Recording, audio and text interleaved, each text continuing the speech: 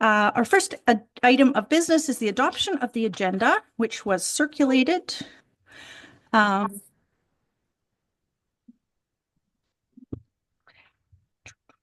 I do actually have one item. I think we were going to add under new business, the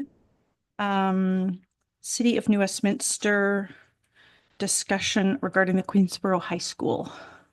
If that's okay, there was a notice of motion at City Council yesterday that I thought we should address. I think that was it. Anything else on the agenda? Trustee Andres? I noticed that in this agenda packet included, I think, the public question and comment period at the end. I don't believe I saw that on the agenda. Oops. My apologies. You're absolutely right. That should be there as number 11, I guess. Yeah. Thank you for catching that. So that would be a new number 11 comment and question period from, yeah. Sorry, this is our first meeting post policy change.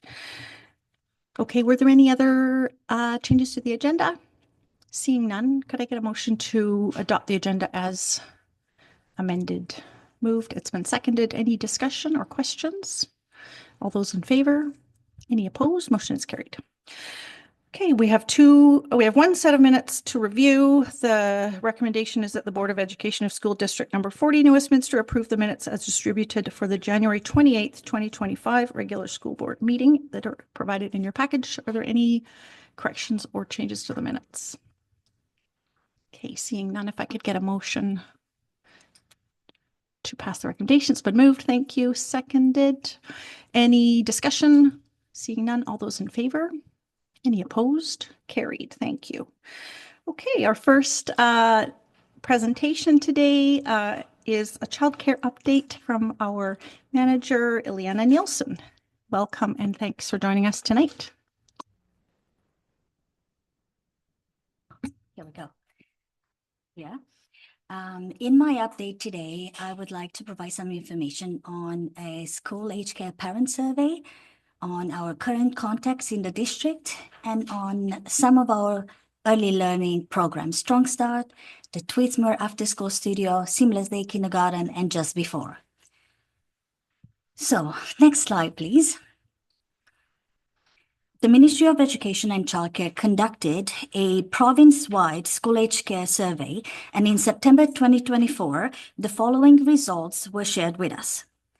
Across the province, the highest demand for childcare was in Metro region, where 62% of parents reported needing care. The need was greatest among parents of kindergarten children and lowest for those with children in grade 7.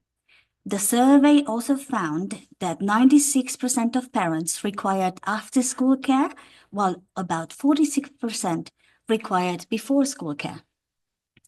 Although district-level data was not provided, the survey was completed by 11% of the total population, school population, with participation from 59 out of 60 districts.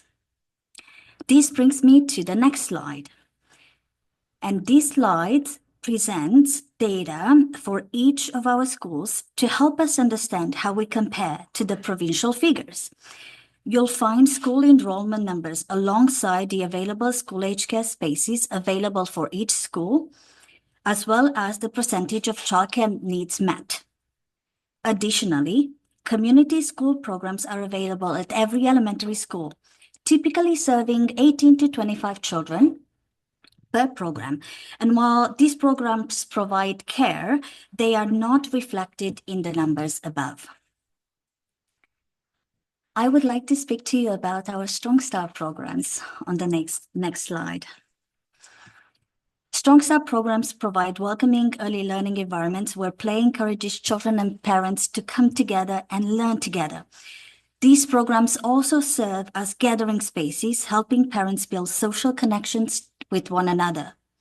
We currently serve a community of 283 children, and while each family is registered at one location, They are welcome to attend any of the 3 Strong Start sites in our district, all being opened 5 days a week. In addition to offering a variety of play-based activities, we invite experts and community partners to visit, providing families with additional support and resources. I have included a list of community partnerships coming into all our Strong Start programs. Next in my update is information on Tweedsmuir After School program. I'm happy to share on the program's progress, including funding, data collection, and the feedback we received to date from families. First, registration and the waitlist. We launched in September, and there are currently 15 children enrolled in the program. We reached out to all the families on the waitlist and offered available childcare spaces. While some families have not yet responded, others have expressed interest in joining but have not confirmed a date yet. To better understand the demand, we are tracking the attendance and the pickup times. So far, the data shows that we have about 25% of the children being picked up between 4 and 5 p.m., 50% of the children being picked up in between 5 and 6 p.m., and about 25% leaving the school after in between 6 and 7, with a few families requiring care until 7 p.m. I also want to provide information on the feedback we received from families to date. And to offer you 2 examples. Every week we share information and learning stories with families.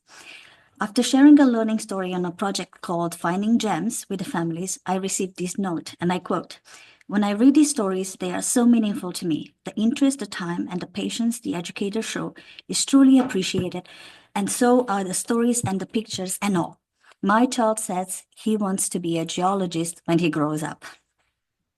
And just last week, we shared a story about a child helping others by speaking both Spanish and English. Here is the letter that I received from the parent in follow-up of that learning story. I would like to read a few lines only.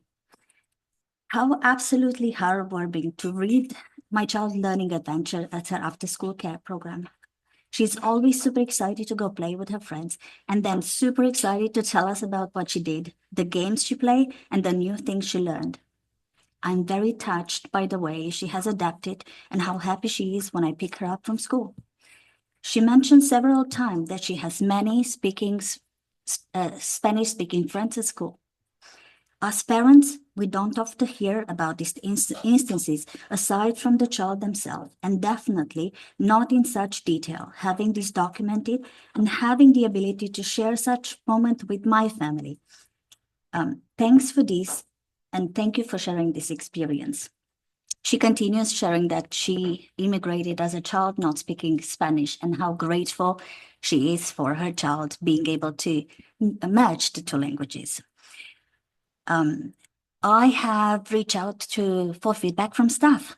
The 2 staff working in the program have developed a strong relationship and have expressed their satisfaction. I aim to conduct a comprehensive survey of family, staff, and school community in May. The program is unfortunately not cost neutral. By the end of the year, we anticipate to spend the $21,000 approved for the program. This takes me to my next slide. Sharing information on the Seamless Day Kindergarten and Just Before pilots. Both programs continue to operate at full enrollment, providing valuable support for families. Our families are benefiting from childcare fee reduction and the affordable childcare benefit. While no funding letters have been yet received, an update was provided to us just this Friday by the Ministry of Education and Childcare. The ministry announced that they will be extending funding for school-age care and school grounds pilots, and that they will be working with school districts over the coming weeks to determine funding allocations. I look forward to engaging in this work and to coming back with an update on the funding allocation. Thank you so much for your time. I welcome your questions. Thank you so much. Trustees, questions or comments? Go ahead, Trustee Andres. Thanks for the presentation as always. I always like how you share these little snippets so we can get an idea of what parents and students' experiences are. I was just curious about just that last part. You said you had an update that funding will be extended. Was this just for the Seamless Day program, or which? So these came in the format of the Deputy Minister Bulletin on Friday afternoon. And the language we used was that funding will be extended for school-age care on school grounds pilots. Thank you so much. Trustee Carlson.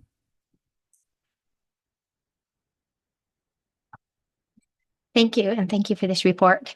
I was looking at this and looking at the issue of equity in our school-age care spaces. And right now, the availability is not evenly distributed amongst the schools. Some schools I see have 33% of their enrolled students. Others, like Kakite, which has the highest enrollment, only has 13%, and Lord Kelvin, that has the second highest, only has 19%. I feel like gap puts the families in basically in certain areas at disadvantages. I'm wondering how we can balance that out. And I'm not suggesting we take spaces away, but rather that we work towards a more equitable system and look at how we can create a fairer distribution.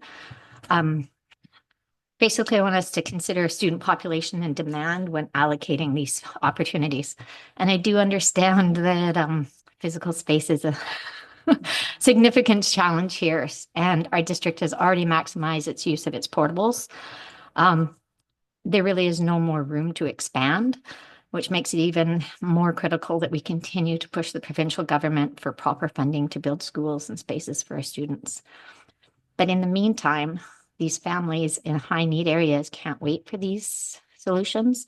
So I'm looking at and asking if we've looked at other creative options, like partnering with community spaces like churches and halls, because we don't have a lot of community centers, even the library, and looking at the walking school bus solutions to take students from the school to these places. So I don't know if any of that has been looked at, but I want to make sure we don't just create a workaround that makes it seem like we don't need the additional funding.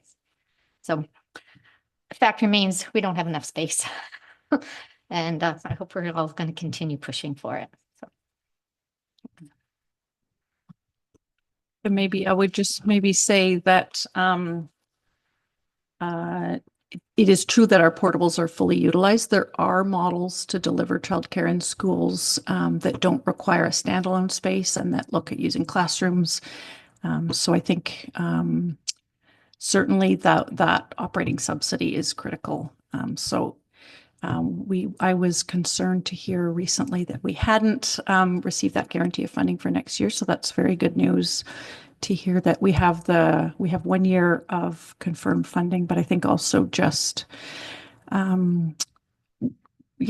concerning that it does not extend further. And I think, as a board, something that we'll want to be taking up with the ministry, because those are spaces that families rely on, aren't they? Okay, I've got Trustee Sluice.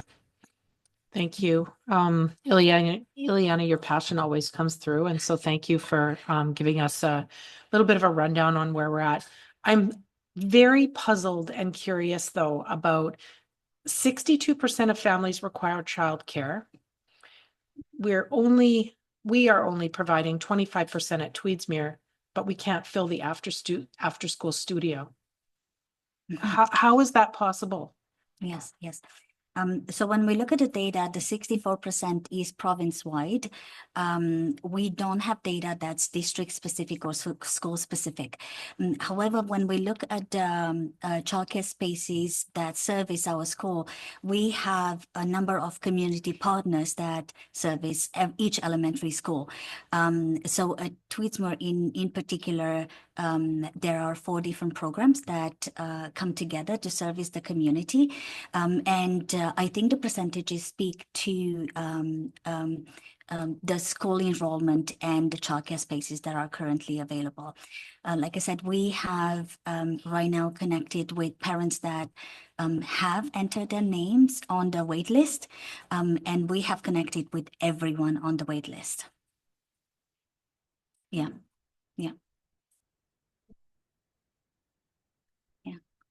Trustee Connolly. If Tweedsmuir was full, would that still have a $21,000 deficit? Yes. It would. Okay. Yes.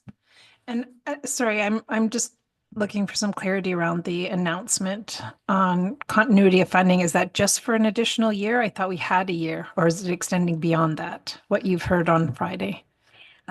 The communication that came on Friday was specific to extending the funding for school age care for 1 year. It's only for 1 year. I Yes. thought we already had that. No. No. Okay. Yes. Okay. Thank you. You're welcome. Anybody else on this one? Okay. Thank you very much for the Thank you. report. Great to see our headway so far, and we'll continue to work closely with you. Thank you. Thank you. Okay. We don't have delegations, and bear with us. This is our first board meeting since we made some changes to our board agendas and board operating policy. So we'll have the questions to the board at the end of the meeting. And I do note we received some written questions in advance of the meeting, which we very much appreciate. We will be providing the answers to those throughout the meeting, and then we'll recap at the end, I think, if anything was missed. And then answers to questions will be included with the minutes of each meeting so that there's clearly a place to find those. And we will fine tune this as we go along. We're at correspondence 5A. We have a couple of pieces of correspondence between the board or the board and the district and the city. The first one is tabled,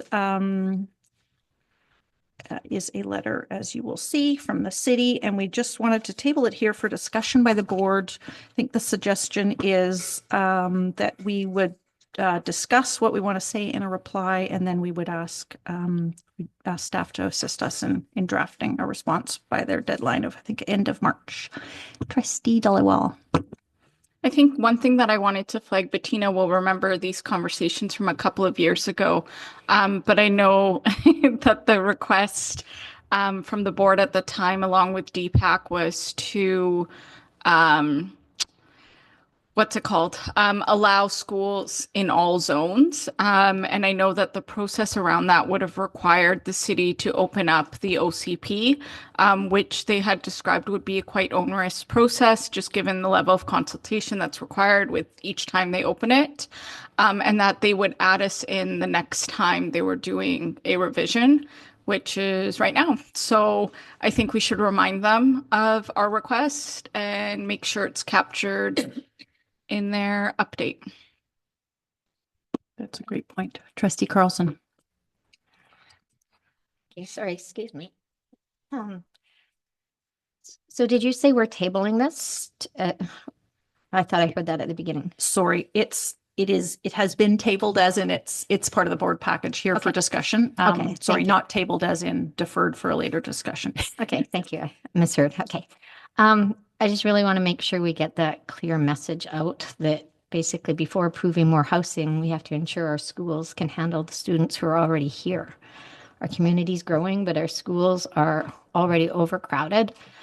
And you mentioned reminding them that we need to discuss with them. Well, yeah, Section 476 of the Local Government Act says the city is required to consult with the school board before making changes to the OCP, but we want to make sure this isn't just a checkbox exercise, that it must result in real solutions, including commitments for school funding and land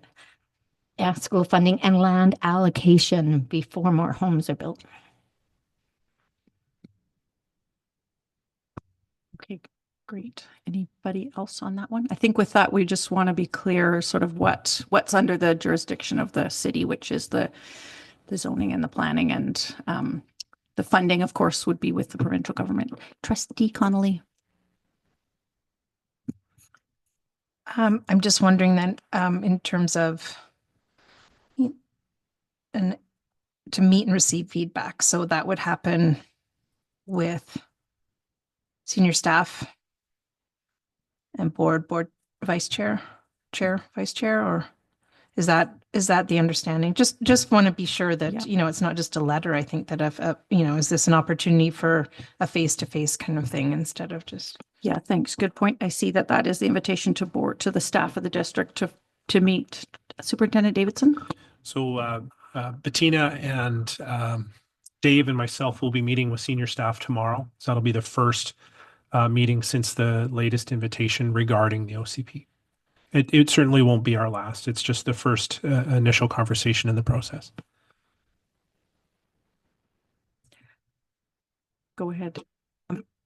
Just in terms of, you know, schools in each zones, I think that we've reached past that for capacity, that now we're going to have to identify new school sites in some zones as well. So just being cognizant of that in terms of, you know, just because there is one school in downtown, identifying where new schools would be very useful. And it's my understanding that's actually their obligation in their OCP is to identify future school sites. Go ahead, Secretary Treasurer. I'll just add, in previous conversations with senior city staff, that this iteration from the OCP amendment that they're working on quite diligently is mostly in relation to legislated housing changes. So we will, in our first conversation with them tomorrow, with the superintendent and our director of capital projects, find out a little bit more about the involvement of the school district as it relates to schools, and we'll report back. Go ahead. Trustee Connolly? Okay, just one more piece in regards to that. I'm wondering if that discussion would also then, is that where there would be a discussion around there's so many different acronyms. The one fee that could be waived for developers, which is is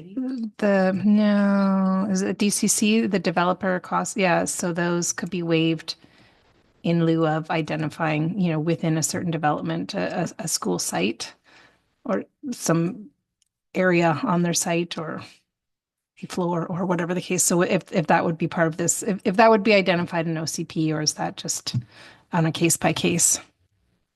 I think it is case by case, but we can certainly bring that forward.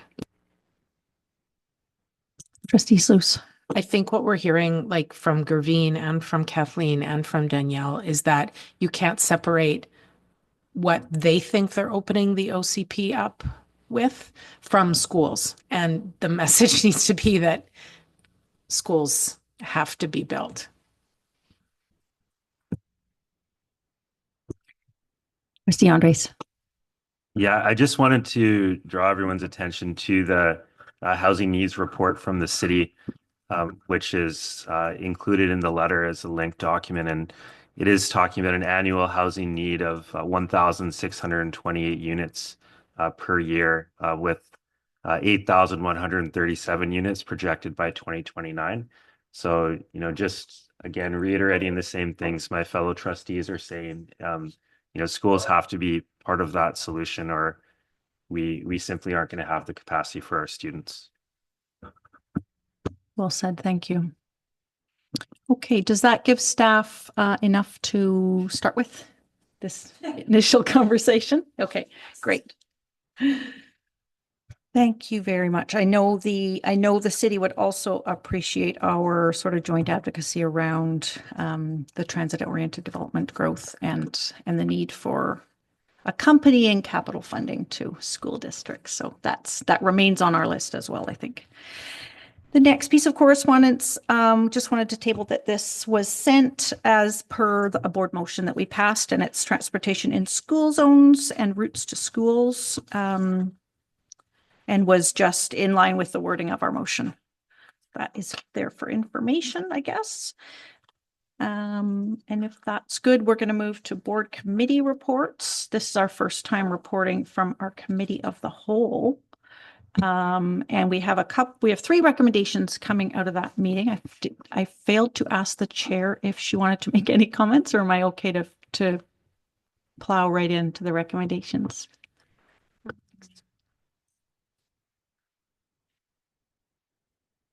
Would you prefer that I don't make comments or? I'm very happy for you. I just didn't want to put you on the spot, but if No, you have I- prepared comments, that's fantastic. Sure. Yeah, I'll try to be brief. We had a great first meeting, student voice presentation on the upcoming student symposium. They shared with us their plan for prepping for the event. Really impressed about how they are incorporating leadership roles for students and the topics that they're focusing on for the symposium. We also had an update on the school nourishment program, community schools and neighborhood learning center programs from Rick Blodell, our manager of community projects and partnerships. Really happy to hear that the Fuel Up program meal count is increasing. We're up around 16.4% compared with last year. Love always hearing about the after school programming. We're serving over 600 participants this winter in these programs. Disappointed to hear about the nurse practitioner hours being cut, and I think that's one of the motions that we're going to review. Also really happy to see a new partnership with Dan's Legacy, offering sort of wraparound services for some of our youth that require counseling and other services and support. And then just also wanted to mention and again, sort of celebrate the conversation circles with success that are happening for new Canadians. A new initiative that's proving to be very, very popular, operating at capacity in the morning and then almost at capacity in the afternoon. So that's really awesome. These are sort of over and above some of the things that we expect a school district to be doing, and I'm just really proud of them. So I wanted to just take them a moment to recognize that. Thanks. Wonderful. Thank you so much. Trustee Carlson, I think you had a comment on the previous agenda. Did you want to jump back to it? I did. I'm sorry, I wasn't quick enough. I wondered whether there's an update put in the city's working plan or if we got confirmation that this will be done or a date will be completed as to the update to the Safe Walk to Schools. I haven't heard anything, but we can, Okay. maybe we can ask for an update if that's appropriate at the meeting tomorrow or as a follow-up. My second question was, again, the update to any improvements to the intersection. We talked about if they had any, we're happy about that, but if we've heard any updates. And if there was a response that the school zone intersections, all of them would be put as a priority. So we haven't got any response. Yeah, we actually just No. got the letter out, I think. Oh, sorry, I looked at the late date. It was last beginning of February. Okay. Thank you. Yeah, but- Okay, thank you. Okay, we have then the recommendations from the committee of the whole. So as I say, this is our first time with this new system. So this is a committee that makes recommendations to the board, which we then do have to pass as a board for them to be policy or decisions. And we're instituting a rotating chair for this one. So thank you to Trustee Sluice for a fantastic job of the first one, and the rest of you are up for the next round. I'm just going to randomly slot people in unless I get volunteers. So the first recommendation is that the Board of Education of School District Number 40 New Westminster approve the minutes as distributed for the February 11th, 2025 Committee of the Whole meeting. It's moved. It's seconded. Thank you. Any discussion? Seeing none. All those in favor? Any opposed? Carried. Recommendation that the Board of Education of School District Number 40 New Westminster write a letter to Fraser Health and relevant ministries raising concerns about reduced nurse practitioner hours at New Westminster Secondary School and ask that those hours be reinstated to at least 8 hours per week and expanded. Moved. Thank you. Seconded. Any discussion? Trustee Andres. I just wanted to raise, I think Trustee Sluice said it really well, but this is a really integral service for our students, and I think it is really important that we offer a service like this at our high schools. It's part of the way that we provide wraparound support for students. And I just wanted to note that there's been a leadership change at Fraser Health very recently, so there will be a new CEO, and I think it might be an interesting time to present these kind of options to a new leadership team as a wonderful opportunity. So I think the timing is really good for this letter. And perhaps maybe we could just do a little more digging to find out maybe what this new team or who this new team is that's coming in. Thank you. Great, thank you. Any other discussion? Trustee Connolly? Just along those lines, I guess I was curious when we say Fraser Health, who is it to the CEO of Fraser Health, or is there someone specific? I've had parents ask who they could write and students ask who they could write letters to as well. So That's a great question. I was thinking the CEO. thank you. Maybe we can share that out as well. I think the board as well would be good. Okay, excellent. Yeah, there's a board, an appointed board. I think, yeah, we can. That's right. Okay. Any further discussion? Okay, I think that was moved. Yes, it was. And seconded. All those in favor? Any opposed? Motion is carried. And our final recommendation here is that the Board of Education of School District Number 40, New Westminster, write a letter of support and gratitude to Dan's Legacy for their funding of this initiative. This initiative being the bringing those services into the high school. It's been moved and seconded. Any discussion? Okay, seeing none. All those in favor? Any opposed? Carried. And our next coordinating committee will be on Tuesday, our first coordinating committee will be on Tuesday, March 4th. Again, this is a new structure we're really excited about. We're going to be inviting district employee partners and the DPAC to these meetings to discuss the big chunks of work as they come through during the school year. Anything we need to say about that, Superintendent Davidson? Good to go. Awesome. And Trustee Connolly has graciously agreed to take on the chair of this committee. Just much appreciated. And will be a bunch of work.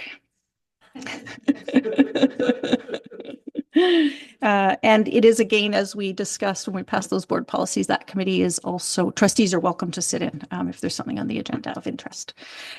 Okay, we're at reports of senior management, superintendent update, Superintendent Davidson. Well, connected to that coordinating committee, we had Danielle and I the opportunity to meet today and talk a little bit about the first agenda, sort of a what is this and how does it work kind of piece, and to bring forward some items for discussion, including advocacy work and policy discussions, and that'll be great. I'm looking forward to that taking hold in our system and us being present and having those longer face-to-face conversations about broader issues. I think that's going to be really excellent. I had the opportunity to go and read to the kids at Kelvin with Ken Millard and the admin team there, and that was a lot of fun. Got to practice my elementary school voices, and that was a lot of fun. I enjoyed that.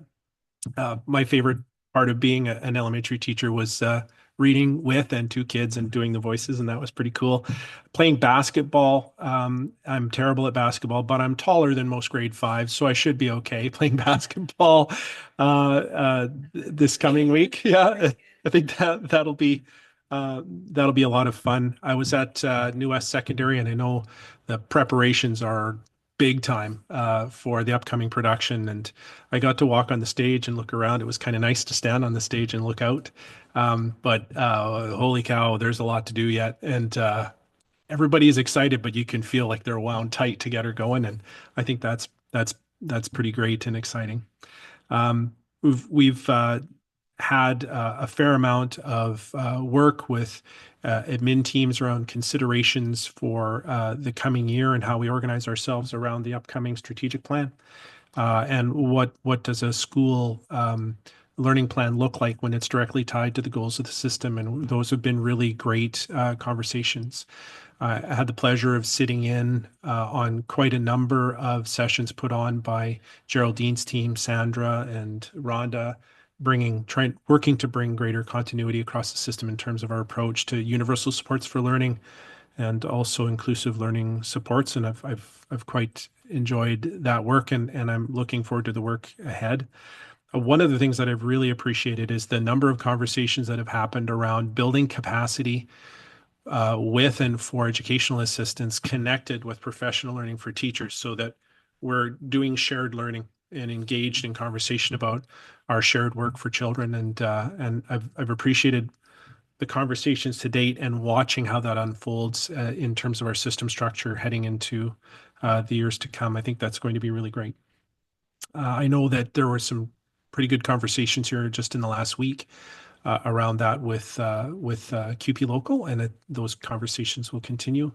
And clearly, those kinds of conversations can, will, and have occurred with NWTU, and that's really exciting. We're having conversations over the next few weeks. We've posted, and we're working to. No, we didn't post. We have appointed a new vice principal for New West Secondary School, but we're working to make sure that there's a thoughtful handover of their work as an LST. That's Sarah Peacock. We'll make that transition when the time is available.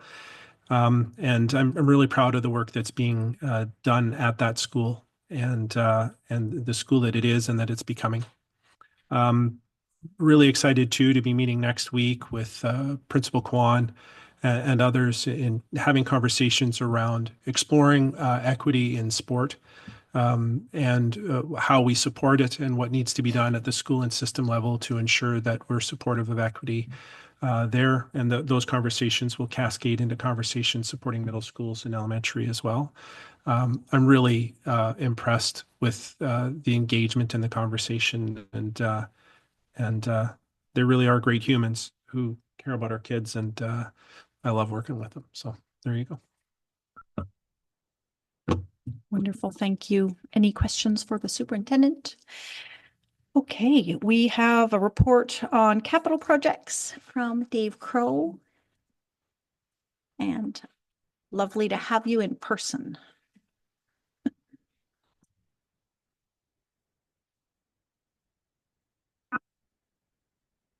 There, we're on. Good evening. And as Mai said, we're happy to provide another capital project update, a few items here that shouldn't take very long. Good news story on the Queen Elizabeth Elementary addition. We're proud to say that we're actually 85% complete on the pile driving section, the first phase of that work, which has been painstaking and noisy and a lot of vibration out there in Queensborough. Happy to say that we have had absolutely no complaints from the neighbors. Sarah, the principal out there, I think has had some comments that she's heard, but we've had no formal complaints. People have been very, very understanding.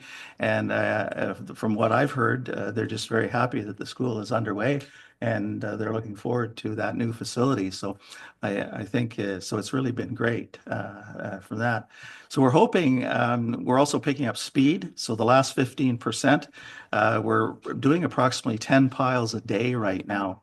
And where we could be, if it continues at this pace, we could be finished actually the pile driving by this Friday.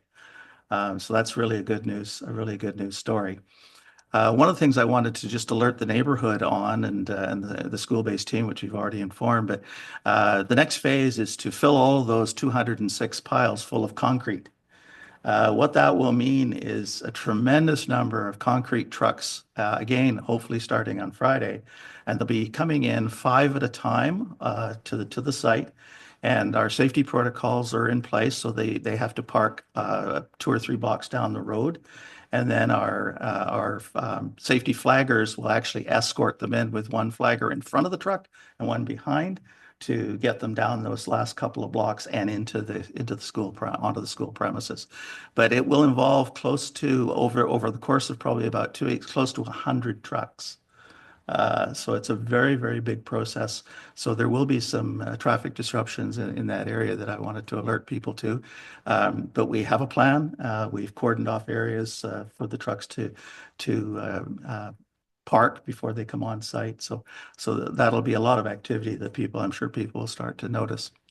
After that, we're looking forward to getting into starting the actual construction of the school, which is what we call the raft slab, which is the slab that goes on top of all those pilings. So that's really, really good news, because I think all of our anxiety in that build has been around getting out of the ground. And we're seeing that light at the end of the tunnel there. So that's great news. Again, vibration wise and tolerance, all our tolerances have been way below specifications in terms of any potential damage to facilities around there. They've been 0 to far less than any sort of issues that would cause us any concern.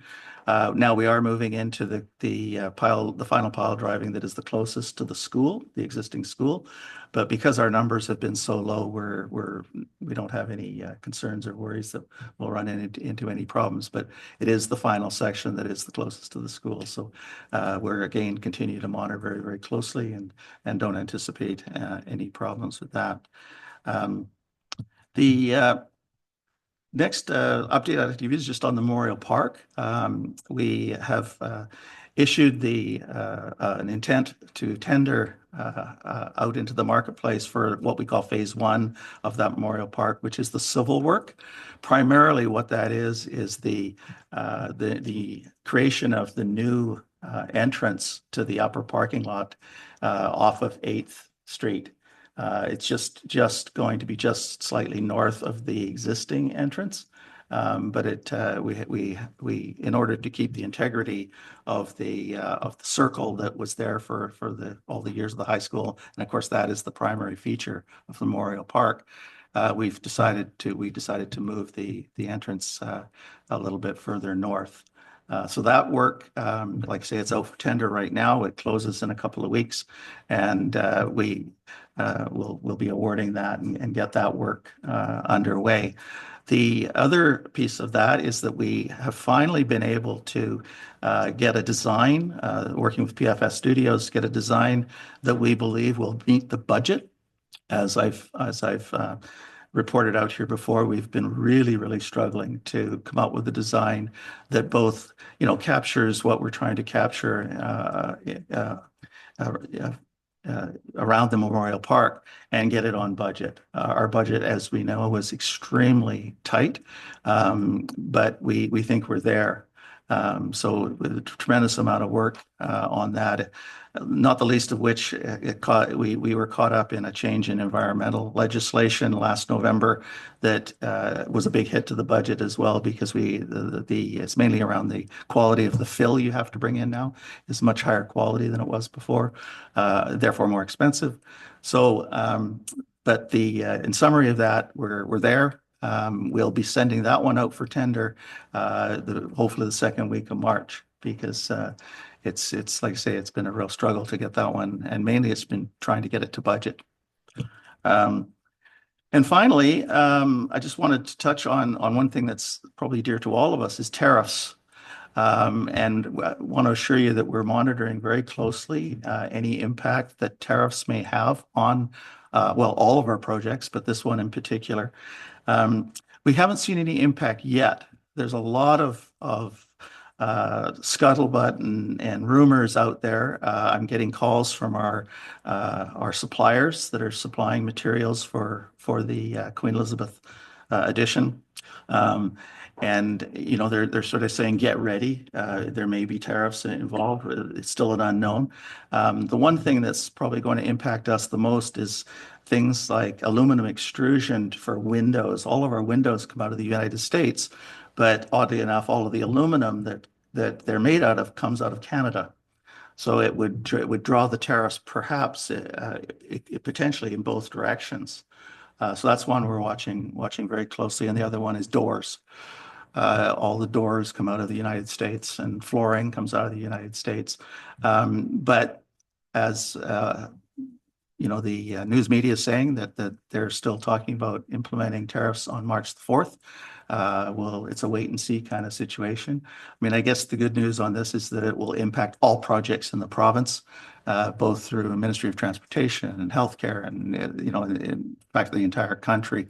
So we continue to monitor it. And it's just one of those things that we have to wait. It's a bit of a wait and see kind of process. That really concludes my update. And as usual, happy to take any questions or concerns or comments. Thank you, Dave. Trustee Andres. Hi, Dave. Thanks for the update. In terms of the tariffs and potential increases in prices brought about by that, is it possible for us to do purchasing ahead of time, kind of at these lower rates, and then have delivery coming later if we're Yeah, foreseeing that things can only go up? and that's exactly what we're doing. We're looking at pre-buying extrusion, the aluminum extrusion for the windows. And was the conversation that I had as recently as yesterday.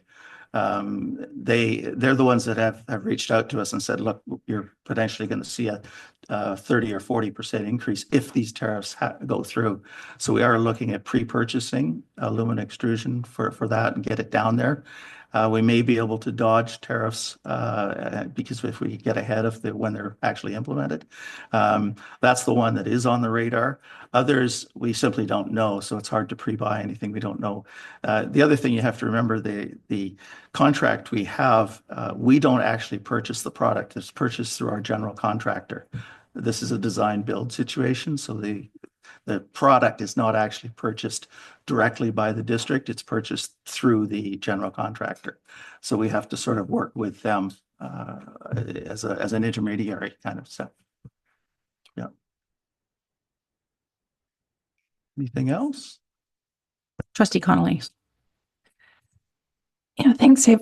Excuse me. I'm just wondering, on the memorialization piece, it sounds like there's maybe been quite a number of changes, and I'm wondering if it's possible to get a report out, new information on what the site is going to look like. Yeah, our plan is to bring the final design forward for you to look at. Fundamentally, it hasn't changed. To give you an example, as I've talked about many times, it was really rolling hills and grass seed and a plaque and some benches. That's really been the plan since day one.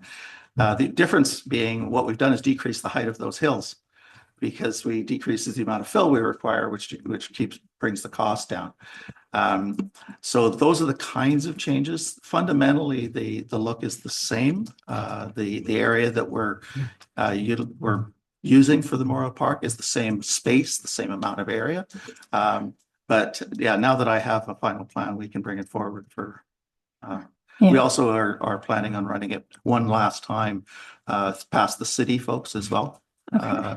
They've been involved all along, but we haven't shown them the final design. So this would happen prior to tenders going out? Yeah, I think we try and get it out before tender. Yeah.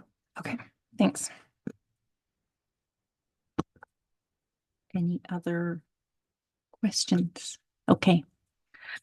Seeing none, thanks very much for your report on all of those items. Thank you. Look forward to the next news.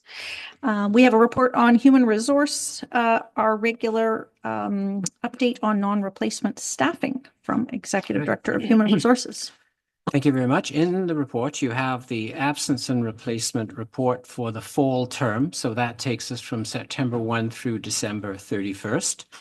And in the report, there is a table for each of the months.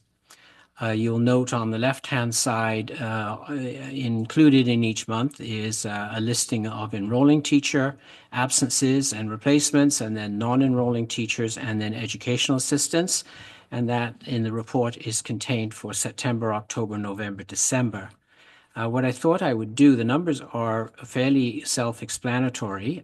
We'll be open for questions, of course, but as you know, all school districts currently are facing a major challenge with replacement throughout the province, actually, and certainly in the Metro District. So we, like others, are having difficulties on a day-by-day basis, finding replacements, TTOCs and casuals, particularly casuals EAs, for the absences that we have. The analysis of the data is interesting and gives a considerable insight into why we are having that challenge. And if you look at December 31st, the 4 months for the entire 4-month period, we've had a 4% increase in absenteeism for EAs, so not a particularly substantial increase for EAs during that entire period. But we've had a 56% increase in absenteeism for enrolling teachers. So there's been a tremendous increase in the need for TTOCs to fill the absent teacher positions. So that is, of course, what has caused the stress on the system in our district. And although we've been quite successful in increasing the numbers of TTOCs that we have and also casual EAs, those sorts of increases are extremely difficult to address. Notwithstanding that, a summary of the replacements that we have been able to make each day for that 4-month period show that for enrolling teachers, we are able to replace, or we have replaced during that same period, 80% of the absences that have been reported each day. And that is on the higher number of absences that we're facing each day. That is actually an improvement in our replacement from last year, when for the same period we replaced only 77% of our enrolling teachers. Now, it's clear, although we're facing increased absenteeism, clearly the efforts that we have undertaken to use our priority TTOCs, as well as increasing the number of TTOCs that we have on our list, and we have over 100 TTOCs currently on our list, as well as the attempts we've been making to ensure that we have sufficient EAs on our list, or as many EAs as we can, have assisted. The EA replacement rate is lower, and that it means that we're facing a larger number of EAs that are not replaced in our schools, which is just definitely an unfortunate circumstance. And our replacement rate for EAs is 61%, which is exactly the same as the 61% that was reported for last year. So I will continue to monitor these, and it is interesting then to look at that entire fall term, and see that we are in fact continuing to replace more this year than we did last year, but with the increased absenteeism, we've been not able to keep up with that level. The next report then we will look at for the next 3 or 4 months, and I'm hoping we can continue to improve those numbers. But they are impacted by a number of factors, of course, not the least of which is whatever illnesses might be going around at any point in time, as well as any number of other factors that might present themselves during a period. So this is the absenteeism rate is out of the employer's control. So what we can hopefully focus upon is our replacement rate, which we will continue to do by trying to enhance our number of replacements that we have on our list. We, as I mentioned, we're in the same situation as all of our colleagues in other districts, and we are all competing for the same numbers of staff to replace. And so it's distinctly a challenge, but nonetheless, we will continue to focus on this. And again, I am, notwithstanding the increased absenteeism, encouraged by the fact that our replacement rate is marginally, admittedly, but marginally above what it was last year, even in face of these absenteeism. Thank you very much, Robert. Yeah, and we know there's a lot of work that goes into that replacement every morning. I guess I kind of have to ask, to what extent do you think we're seeing the impact of some of the pressures that we have as a system on people's wellness? Do you see similar changes in sick leaves, I'm wondering? I haven't done a full analysis of sick leave. Sick leave numbers are up. I can tell you that generically and anecdotally. I do not have numbers on those, but sick leave numbers are up for sure. And what exactly, as I said, that is a reflection of, I'm not able to comment on, whether that is the various viruses, et cetera, that are going around, or whether that's indicative of some other factor. I can't really comment on at this stage. But certainly that's the circumstance we're facing. Okay, thank you. Trustee Andres?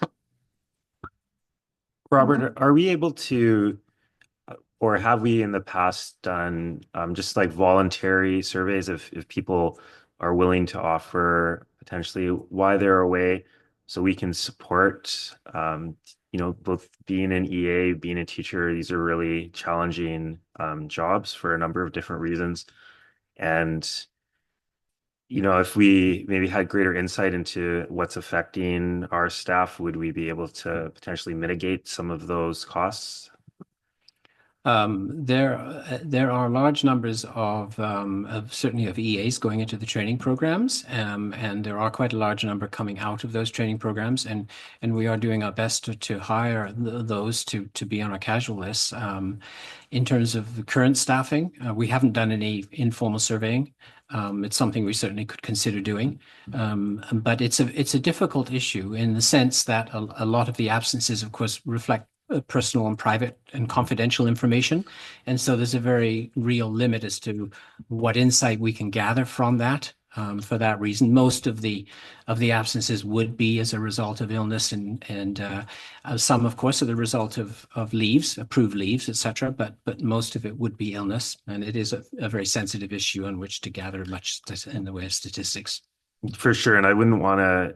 I think this is my inquiry is more from the position of, can we, if people are struggling, do we have a way of supporting? I know we Right. offer some of that support through the district already, but yeah, just seeing if there was a way that Sure. we could, I guess, maybe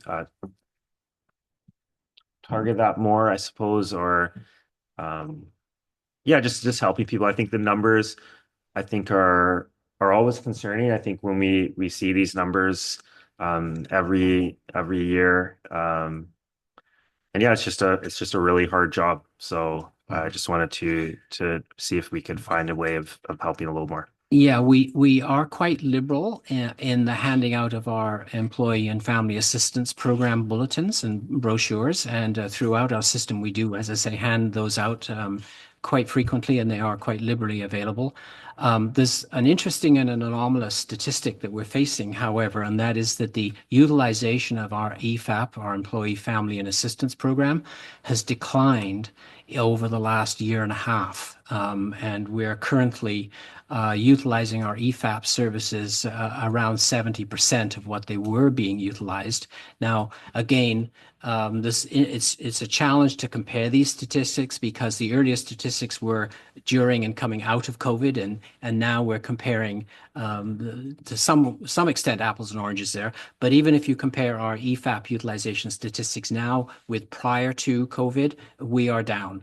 And if you look at the distribution, although it's generic data that we get, but if you look at the categories of use, utilization, etc., very consistent profiling, but the general numbers are down. It's not to say that we shouldn't revisit that EFAP program and see whether we potentially could be somewhat more aggressive, although, as I say, we are pretty liberal in handing it out. But I think there's certainly opportunities there for us to look at this and see if there's some further supports we can provide our employees. Thank you. Thanks, Robert. It's striking me that I know we have our employee partners in the room. I think one of the things we envisioned when we formed a coordinating committee is that that might be a place where we could tackle some of the bigger systemic things that we wanted to discuss sort of as a community. So I wonder if that might be sort of employee wellness, EFAP usage might be something appropriate for that, for one of those agendas. So we could draw on everyone's expertise potentially. Thank you. Thank you. Superintendent Davidson. So one of the things I had the opportunity over the course of the last couple of years to do a lot of reading around wellness in education and absence rates and access and use of benefits and those kinds of things, just due to work I was doing in a prior role. One of the things that we know is that the absence levels and among school-based employees, teachers, and support staff has risen nationwide and actually throughout the developed world.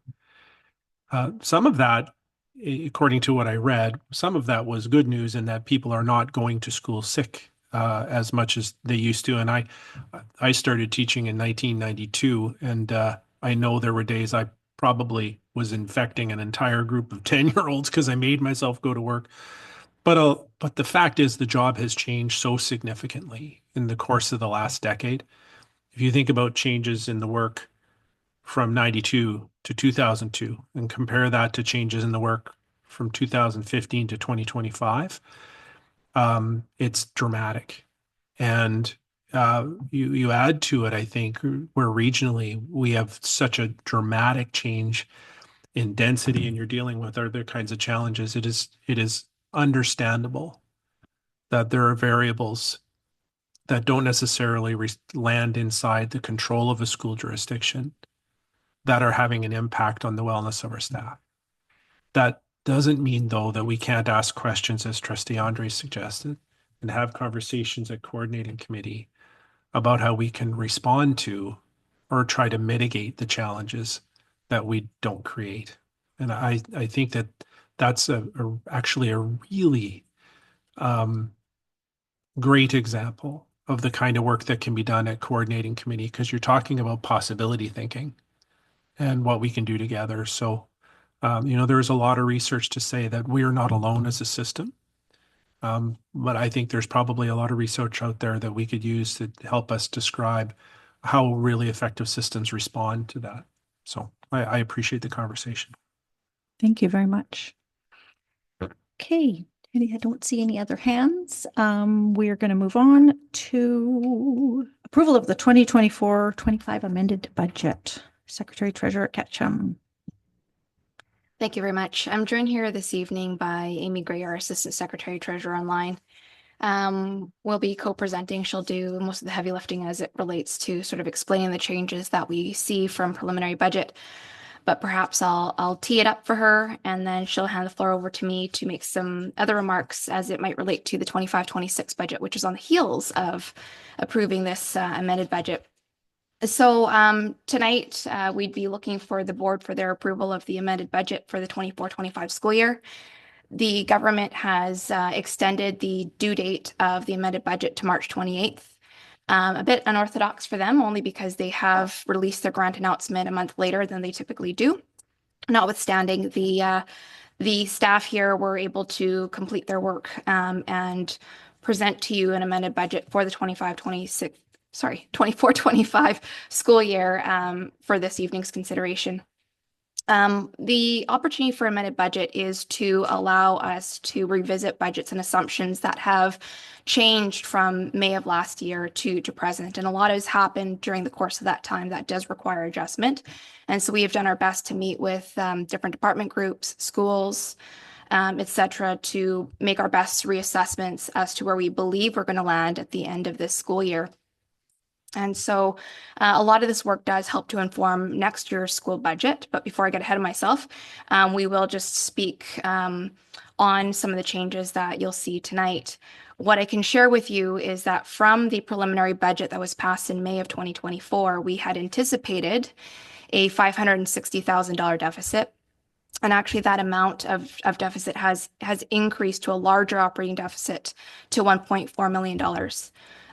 Some of which was intentional with some additional investments that we have made, some of which were unintentional with some unexpected costs that we had to deal with, such as the cyber incident event.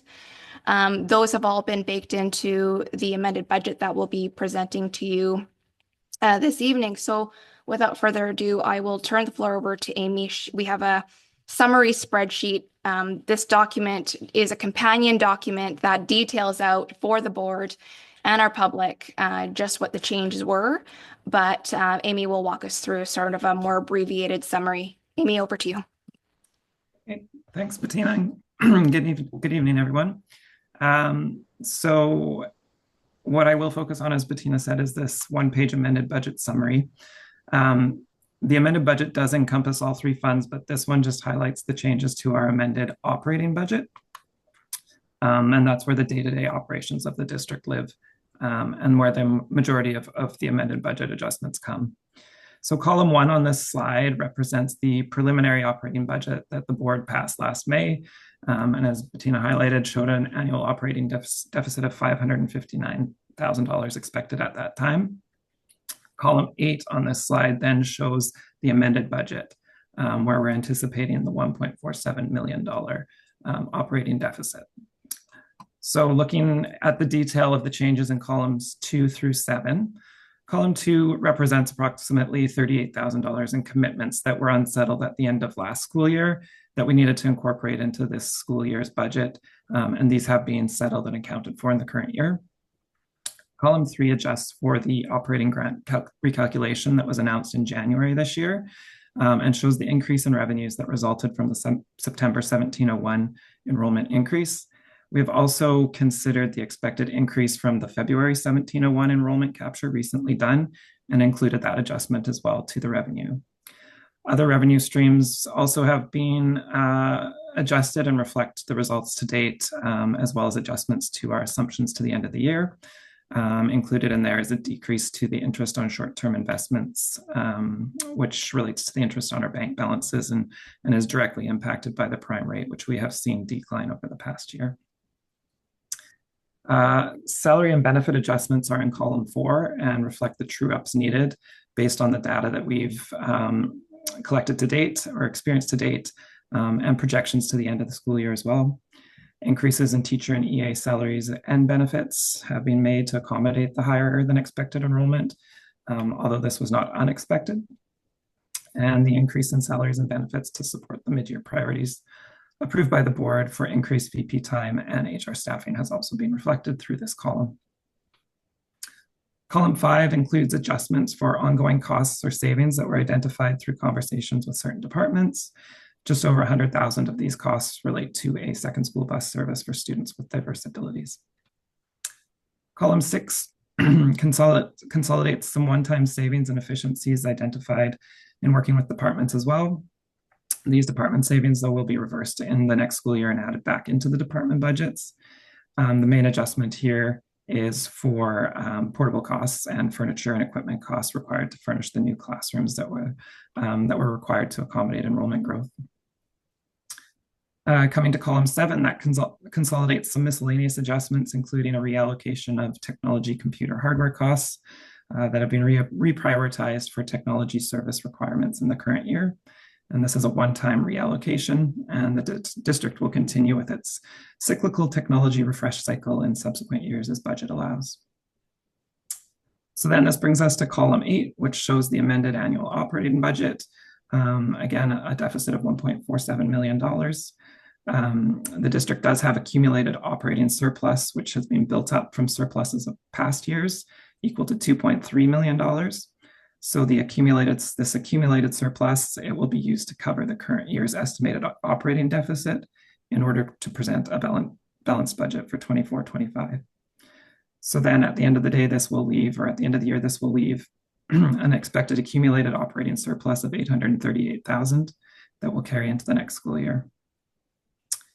There is also a final attachment in this package, which is the amended budget template. And that is what is up for recommendation for approval by the board tonight and will be submitted to the ministry once approved. So I'll turn it back to the Secretary Treasurer for final comments. Thank you. Also included in the backgrounder report are comments as it relates to special purpose funds. You'll notice that the amount for special purpose funds has increased, and it covers $16.4 million of revenues we receive for various grants, including programs like Strong Start or Community Link, Classroom Enhancement Fund, the Student and Family Affordability Fund that was provided by government over the last couple of years, given the rising costs to families. So again, these various costs have been deployed based on their intended purposes over the course of this year. We have yet to receive confirmation on the continuation of these fundings for the next school year. So just on that topic, as we close the book, so to speak, on the amended budget for the 24-25 year, which Amy and I will both come back to over the course of the next months to provide updates, projections against budget, so to speak. Those will help to inform the board as it makes its decision for the 25-26 school year. So we'll be doing a lot of monitoring to advise the board on where we believe we're going to land. And those will be critical updates as we navigate the 25-26 school year, because as we had highlighted as part of these conversations, our accumulated reserve balances are shrinking. You heard the Assistant Secretary Treasurer note that our expected ending balance for accumulated reserves, which are one-time dollars, hovers around $840,000 per policy 19, which is the board's policy on those reserves. We should be sitting at a level of about $2 million for a district our size. So again, just on some comments for the 25-26 school year, I think what I can make comment on is that this is going to be a very challenging and difficult budget year, one that we haven't maybe faced in a number of years since certainly I've been here. We are anticipating to make some deep cuts across the system to help balance our budget. I want to be transparent about that. We aren't alone. Metro Vancouver is experiencing some concerns about operating budgets and budgets for the 25-26 school year. And I think that is predicated off of a number of conversations we've had with government. They have provided some strong signals just in the way of being cautious and prudent for the upcoming school year, that we should be prepared for a challenging year. And I think that is a testament to where government is in their own budgets. The concern of looming tariffs are also an area that they've expressed concern over, and balancing of their budget. So I don't know what that's going to mean for budget allocations to the education sector. But we are preparing for the event that the grants are maybe not as rosy as we would like. Now, in saying that, we haven't received our grant announcements. We're doing a lot of preparation work. We receive those announcements as of March 15th every year. And so we are doing, like I said, a lot of preparation work. We're still a couple of weeks out from receiving those announcements. I want to make comments just more locally, however, that some contributing factors to this as well could include that our enrollment levels are actually increasing at a decreasing rate. So in years past, where we have seen rates of growth of about 5% per year, we are looking more at less than 2%. That is sort of in alignment with what other districts are seeing, where they have seen quite a decline in their enrollment, maybe still increasing, but at a much lower rate. That's driven a lot by the federal policies, which, if you've been following, have changed over the last number of months. Certainly from this past 1701 enrollment capture in February, we've actually seen a decrease in enrollment from September, which is something, again, I've not seen since my tenure here. Every time we've done a capture, it's been increasing. So again, that's a contributing factor to some of the conservatism we have to plan for in the upcoming school year. And we know from grants in years past, things like portables remain funded out of operating budgets. We know that inflation costs have not been funded for, and we've seen rates of inflation as high as 8% over the course of the last couple of years. Unfunded benefit costs are continuing to be a challenge, where in the last 2 years, we've had $1.2 million increase to benefit costs. So again, not sure if any part of that will be funded this year, but we are preparing for the fact that they will not be as consistent in previous years. So those are some contributing factors that I wanted to share with the board and the public of what makes this year a particularly challenging year. Also want to make the comments that, the board has rightfully made some really excellent investments since 2018, when we had a $5 million accumulated surplus balance. That was a very high balance. It was out of alignment with Policy 19. Those dollars belonged in the classroom, and they were spent there. And we've seen some really great things. Unfortunately, those balances, because of those wonderful investments, has dwindled to a point where we have to recalibrate now and right size some of the costs that we've been incurring. Coupled with the COVID-19 pandemic related infusions of revenues, we've gone through a couple of years where we have made, again, some wise investments, but have been more than generous in some of those expenditures, because we've had access to this funding. And again, those accesses may be coming to an end. Again, not confirmed, but we're preparing for the fact that we may not see some of those affordability funds continue, and so on and so forth. So at present, we're busily planning for the 25-26 year. We've had a number of conversations internally at the board office with our district leadership team on ways to make sure that any recalibrations we make are done thoughtfully, are in alignment with what we fiercely want to protect within our schools. And we very much look forward to having very fulsome conversations with our partner groups at upcoming coordinating committee meetings and the board as we navigate the upcoming year or years of potential changes.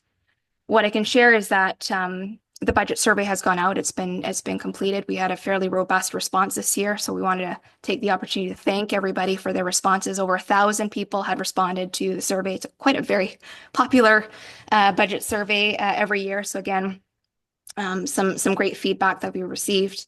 We're looking forward to partner group presentations at the March board meeting, where we encourage our partner groups to come and present areas that they would like to see reflected in budget or see protected in budget. And again, partner group meetings in April also scheduled again by way of the coordinating committee, which again will prove to be a good dialogue and robust discussion where the board can hear additional feedback as well. We are going to be looking to pass the preliminary budget in April. I believe I had spoken to this earlier, where this is a month accelerated from our usual timelines in May. And before we get to that point, however, we do have some work to do in terms of passing tonight's amended budget, which is included in your package that the Assistant Secretary Treasurer has spoken to in terms of number of changes. And there is a recommendation for your consideration. However, we would be pleased to answer any questions that you have at this time. Okay, thank you very much. That is a lot, and we appreciate all the work that goes into this. So really just want to preface our discussion by saying I know we don't know what funding is coming from the province. Budget date is March 4th. We'll be watching that closely, and we will continue our vigorous advocacy for public education. We're not giving up on funding. I think the word deep cuts was used, and I would just say I refuse to panic. We're protecting classrooms, and we expect our system to be funded. It needs to be funded. We're going to continue asserting that. But understand that you're juggling the numbers you have to juggle. In terms of this, I guess first, this amended budget, if I could get questions and comments from trustees. Trustee Connolly. Do we know yet if the busing funding has been, for the Queensborough busing funding has been committed past? We have 1 year of 1 year left in the 3-year pilot, which is to come to an end for June 30th, 2026. No funding has been extended for that program, as far as I know, but we are following up with government to better understand what that looks like after the pilot funding comes to an end in June of next year. Great, thanks. And just in terms of a comment, I know there's some advocacy coming to the BC School Trustees Association AGM coming up in April, specifically around funding of education. And one of the preliminary motions that I was hearing about at the Metro meeting included a nearly 50% decrease in terms of the percentage of GDP that BC has contributed towards education over the past number of years. And as one of, the richest provinces in Canada, it's quite disappointing to see those numbers. And we're coming out around second to the bottom in terms of per student funding. So I think there's definitely room for some advocacy, understanding that, budgets are tight, but when you're also cutting the percentage that you're actually contributing to education, that speaks volumes to perhaps the value that's being put on student welfare and learning. So I look forward to continuing our advocacy. So thank you. Thank you. Trustee Sluice. Thanks, Bettina and Amy, for walking us through that. I asked this question of Bettina, and I think it would benefit everyone to hear the response, because it was alarming when I saw it. It looked like we had spent $500,000 less than budgeted, or we were proposing to cut about $5,000 from library services and $200 from counseling. But so I was hoping you could maybe explain why that looks that way. Thank you. Yeah, of course. So Trustee Sluice is referring to one of the schedules within our a budget document that we submit to the ministry. that budget document sort of compares from the operating budget perspective, various categories such as libraries, such as counseling, such as instruction. And her remark was in response to a change between last year's budgeted amount for counseling and library and this year's budgeted amount. And what I can share with the group is that number one, counseling and library services are ratioed staffing. So we have a certain requirement to meet under our collective agreement, certain staffing. The difference that Trustee Sluice is referring to actually is where the funding pots come from.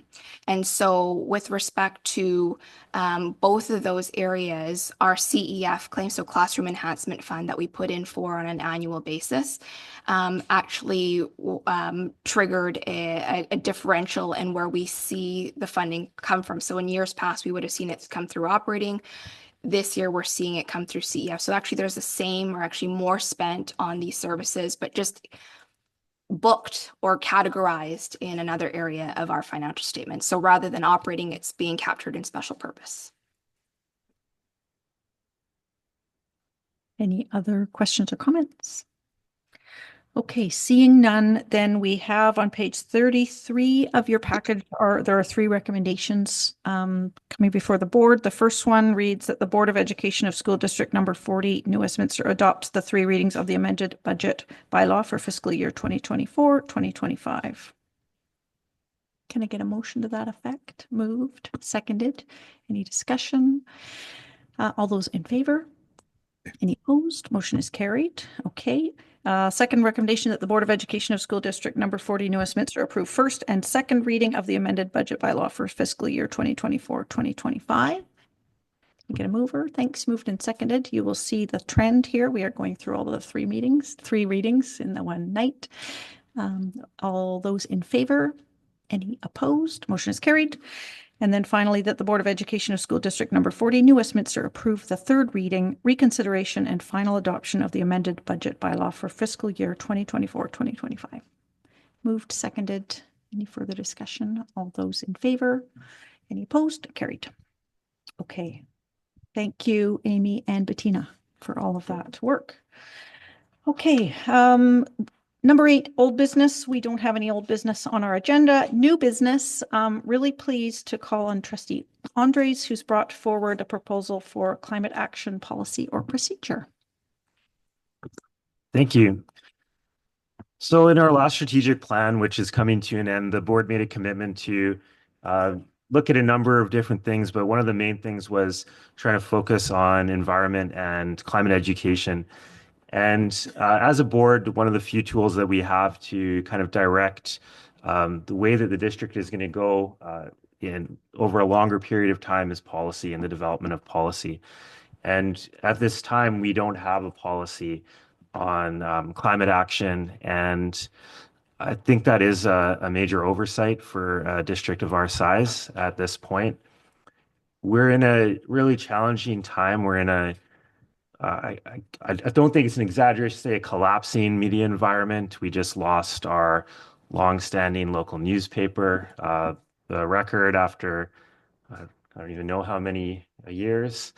And so, students are really vulnerable in the face of misinformation because they just don't get other sources beyond perhaps what's on their phones or the conversations that they have. And we have an obligation to our students and our future generation to provide a quality education in this way.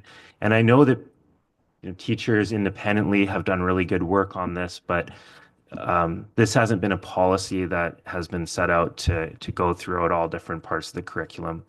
And so I'm hopeful for this policy that through consultation with our different partner groups, and we can turn this into a robust piece of the work that we do here at the board and provide meaningful change to our students and our communities through this work.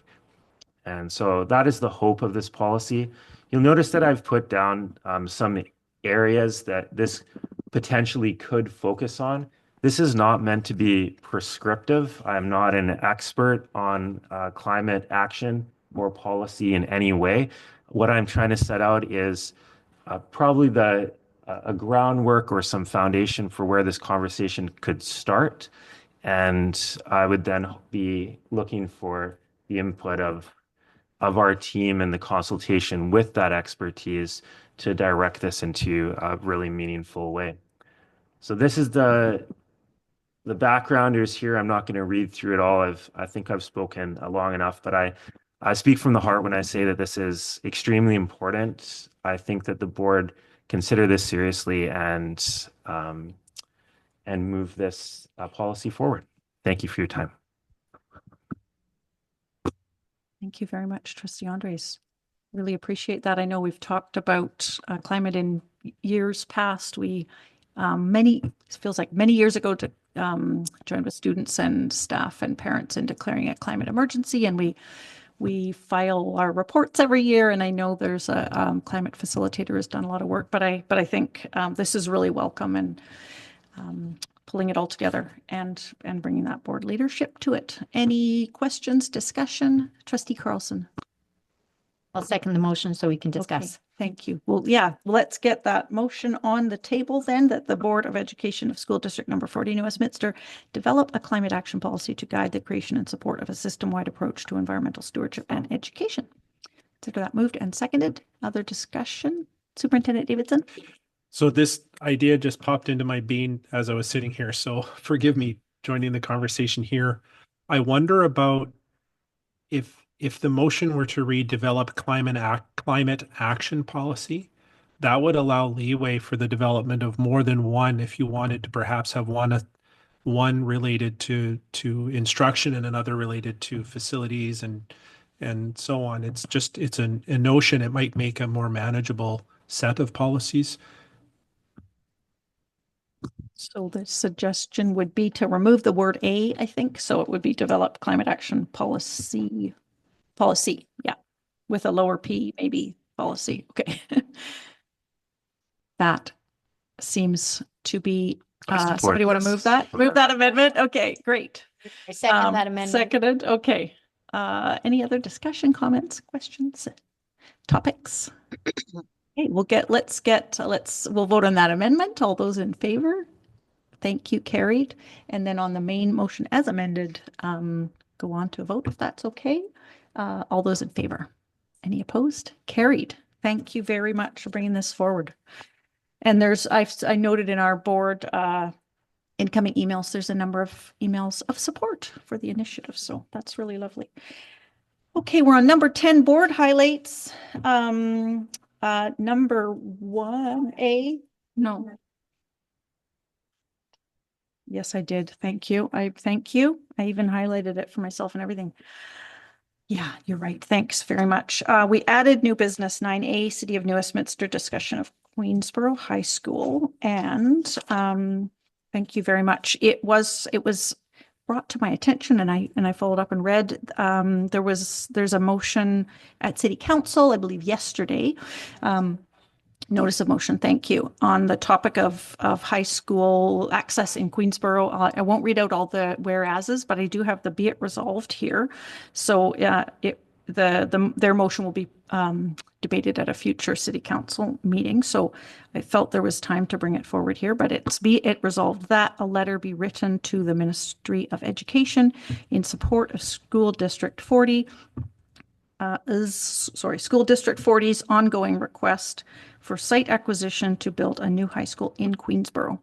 I wanted to bring this to the board, first of all, to say support for our advocacy is always appreciated. I think we want to correct one thing.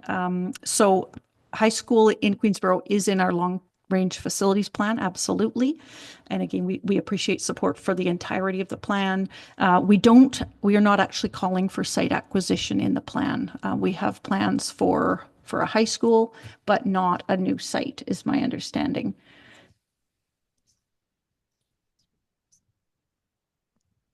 Speak to. We have some properties adjacent. As the properties may become available, we would look to acquire that for potential expansion of either the middle school itself and or high school. It's a bit of a combo. Okay, exercise. understood. Thank you. Okay, so sort of not a new addition, a new standalone site. And then secondly, I'm just a little bit concerned about, we have some incredibly urgent priorities that we're advocating for right now. So my suggestion would be we could maybe write back to the city and say, first of all, thank you so much for supporting our advocacy. But we would point you to our immediate and urgent requests that we need support for, and those would be an elementary school for downtown, a site for a middle school, and a modular expansion. If folks are in agreement with that, Trustee Connolly. I would think as well as that's been in our capital plan, actually, site acquisition for Queensborough.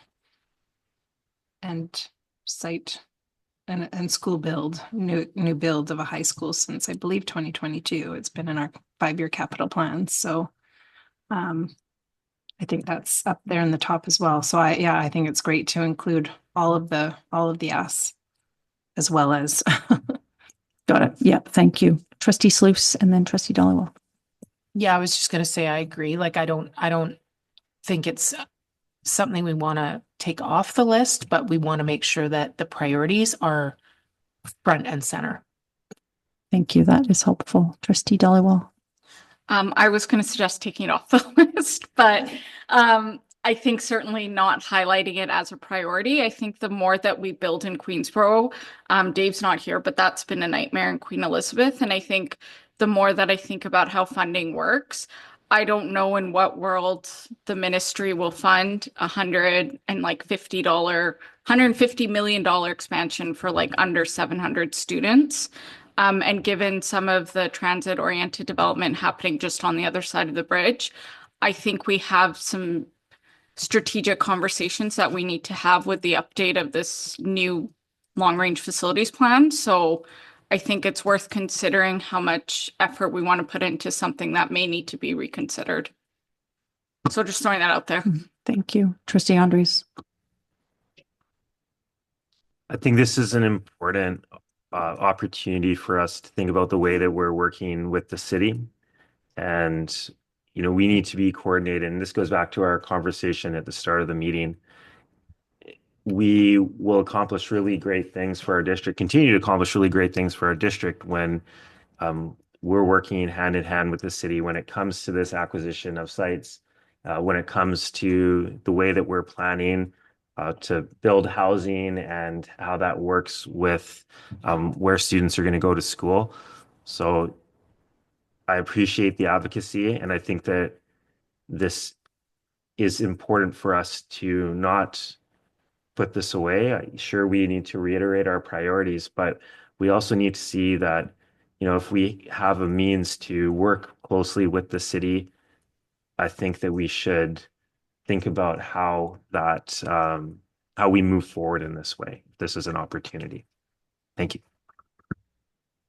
Okay, thank you. Any other discussion? Otherwise, I think I have enough direction to draft a short reply, and I can circulate it to the group before sending. That sounds okay.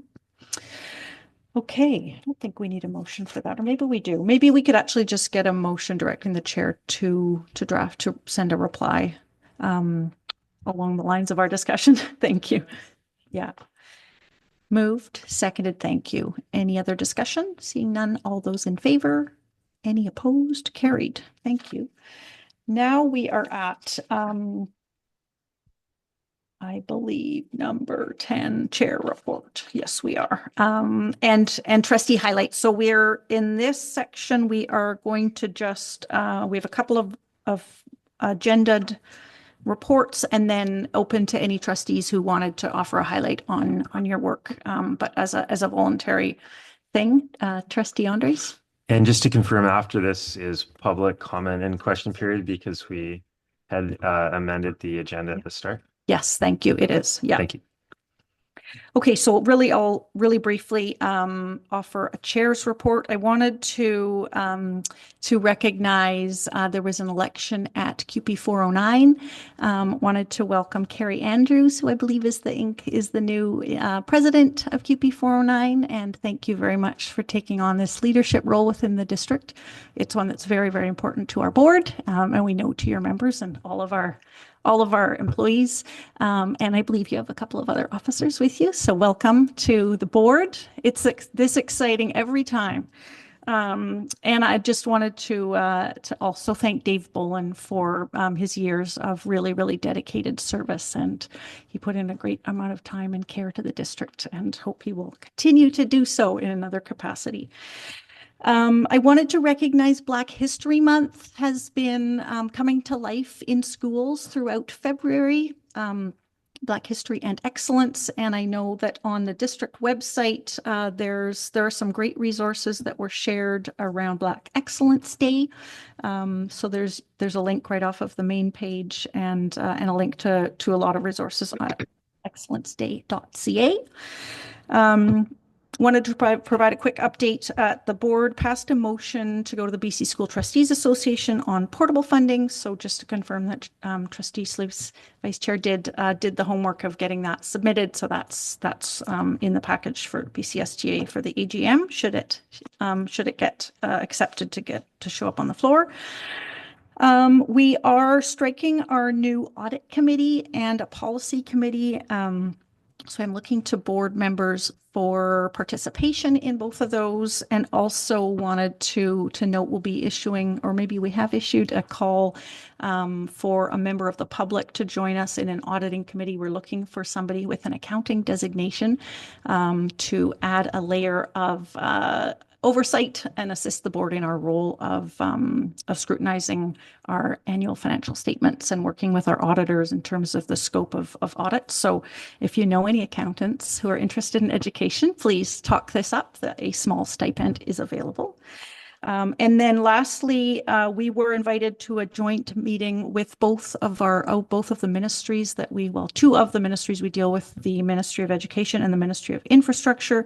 And I was unable to attend, and Vice Chair Cheryl Sluice was able to, which I much appreciated. I was hoping you could provide an update on that presentation. Yeah, for sure. Thanks.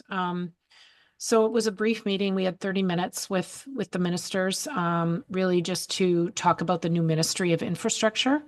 What I learned was it has been formed to accelerate and bring better coordination to capital projects with a focus on provincial buildings from which provincial services are delivered. Capital working branches have now moved to the Ministry of Infrastructure, combining expertise from health, education, post-secondary, and creating sort of what they describe as like a center of excellence and offering opportunities for collaboration.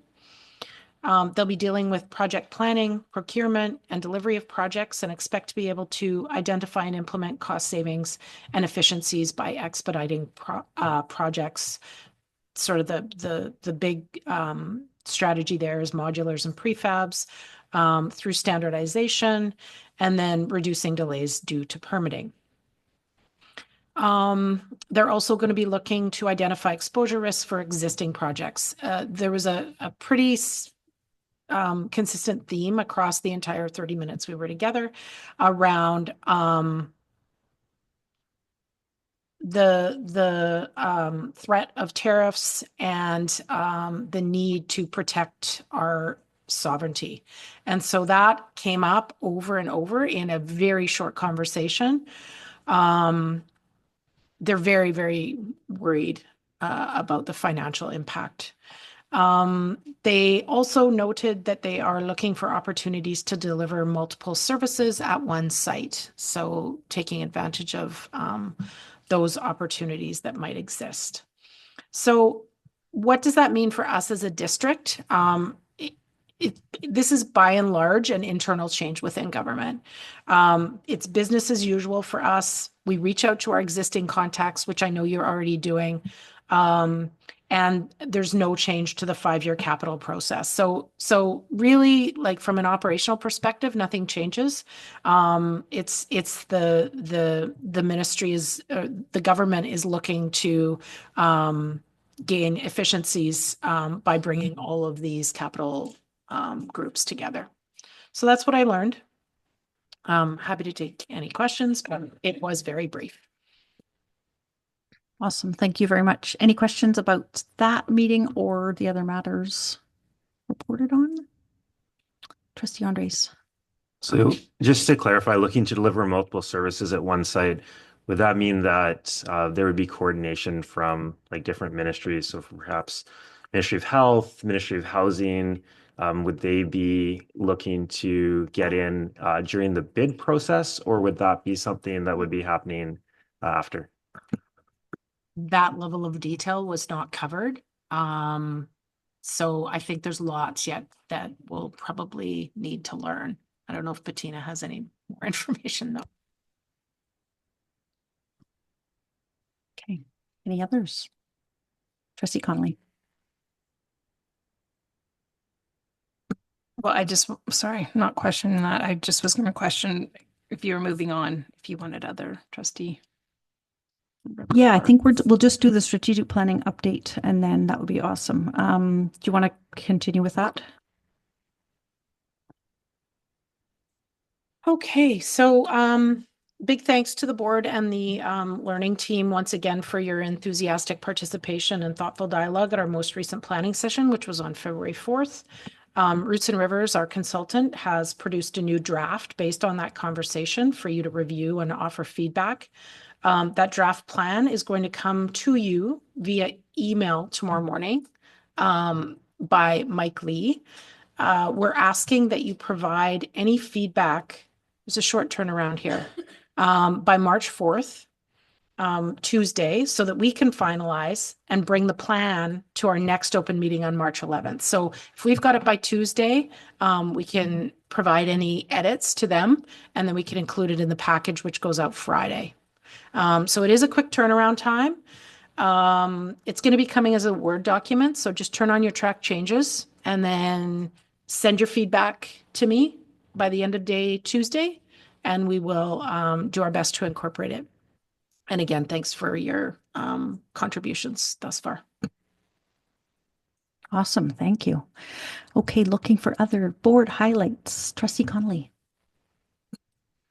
Thanks. I just wanted to kind of just bring attention to the fact that as part of the accessibility committee, which was fulfilling the mandate from the ministry, we are in the process of, we've attended 2 schools and are doing accessibility audits. And I just kind of want to, I guess the question is, under this mandate, informing the accessibility committees in districts, is there a budget that's been identified to address any of these updates that are being identified at various schools, that type of thing, to ensure that schools are, I mean, some of the pieces are really exciting in the sense they're no cost, adding QR codes, those types of things, and changing up colors on some signage and, changing whether it's a matte finish or whatnot. But some of them are going to have costs related with them. So I'm just curious if there's any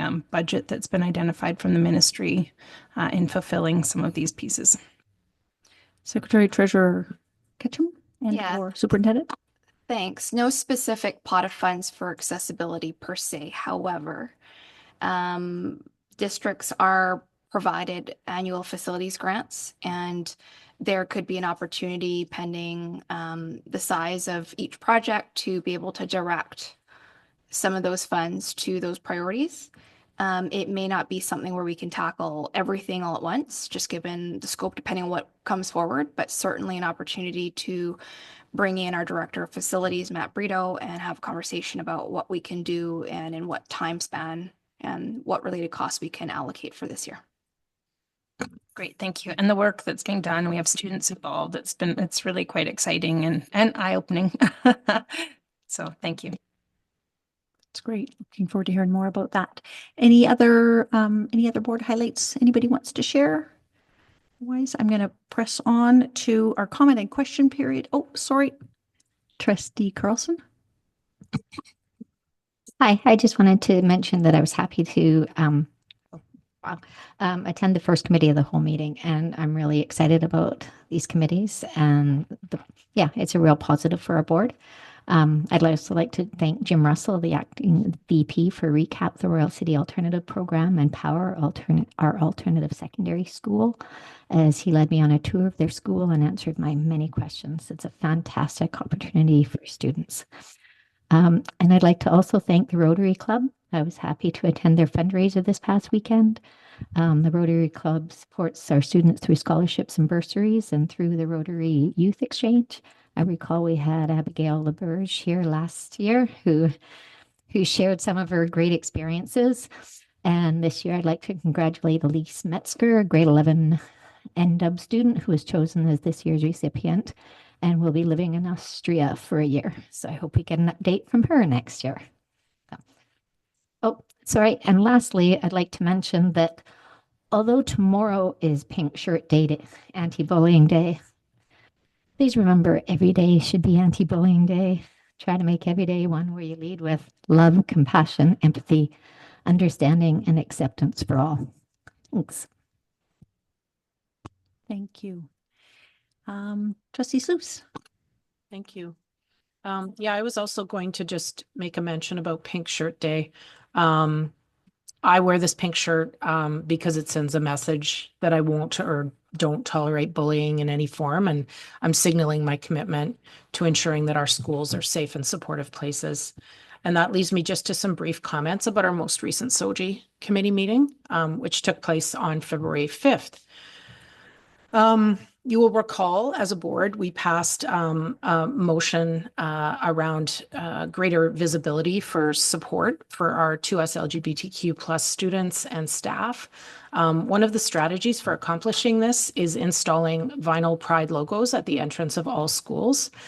This is going to go along with a communication strategy that offers some information to all of our families and staff and partners. We also talked about hanging pride flags inside schools, which the committee was very supportive of. We also discussed washroom signage, and it was noted that some education for students and staff are going to be required before we install, but the concept has been well received. Finally, we were we further explored the concept of a handbook to support trans, non-binary, and gender expansive students, staff, and caregivers. In the context of this conversation, it became clear that some of our systems for managing people, students, and staff are very inflexible. Both MyEd, student records, and the Atrieve system, which is used for staffing, are less than ideal when it comes to storing and sharing information. And so I'm bringing this to the table as I feel perhaps some board involvement in this. I know Mark was also at the meeting, and I was wondering if maybe you wanted to share your thoughts on this. So I left the meeting and had some conversations with staff just to see what is and what's being done. I don't know if Robert, if you want to comment on the work being done around it. The Atrieve system was one that we talked about in terms of staff being able to be referred to during dispatch and so on, according to their chosen name. Yeah, we had actually just a month or so ago approached Atrieve because it was clear that our system didn't recognize preferred names versus legal names in the appropriate manner. And so we have a ticket in for them to adjust that. And we will also be bringing in staff, a support staff member, to come in and actually transfer all that information from the legal name into the preferred name, or identify the preferred name. So it's a bit of an issue of sorting and reporting with one of the fields being blank. So we are working on that, and we will have hopefully that'll be done in the very near future. It was an acknowledgement of that. Along with that is also the importance of ensuring that TTOCs and casuals that come into a school each day are provided with the appropriate information regarding the class that they will be filling in for, so that they are aware of the students' names, preferred names, etc., and including any cautions that might relate to the student identifying as separately from what their parents may know. And so we're working on a variety of aspects of that so that we can address that. So it's something under consideration, and the ticket is in to have some of that work done.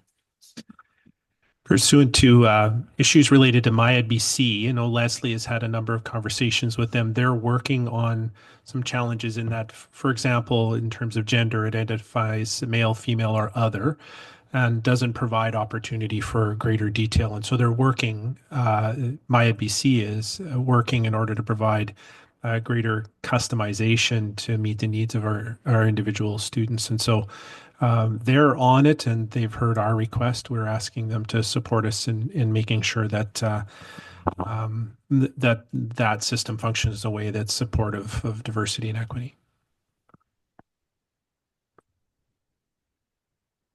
Thank you very much for all of that and bringing this forward. Trustee Connolly.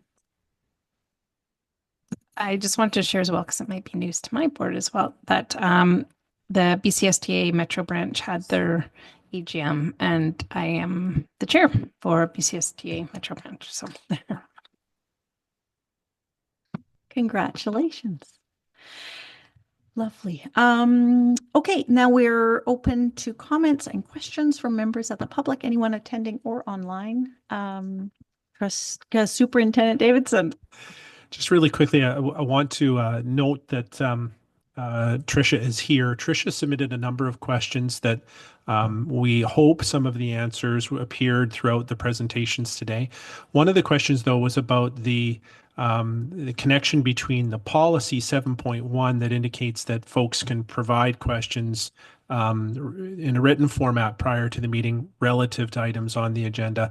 That wasn't present on the public engagement site. That wasn't highlighted there, just in the policy. And so somehow, I think during the process of transferring our old website to the new website and passing policy at roughly the same time, that didn't happen. But that link is now there and live so that folks can go to public engagement and they can click that link. All of the other questions we'll answer. If they haven't been fully answered, there will be full answers provided to each of those questions, and that will be appended to the minutes for the board. Most of them were technical, so like some of them, or many of them were. Some of them I wouldn't know about the operating system of X or Y, and there's some sort of detailed answers that are required, but those will be there with the minutes later.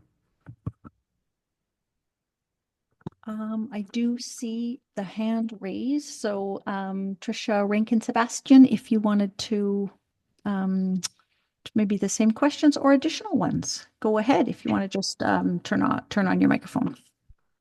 Yes. First of all, thank you to the chair and to the superintendent for letting me know that my questions will be responded to after the meeting and that they will be appended to the minutes. I think it's the very last question that I want to address to the chair and anybody who is willing and able to answer it. We've talked a lot about the budget in this meeting.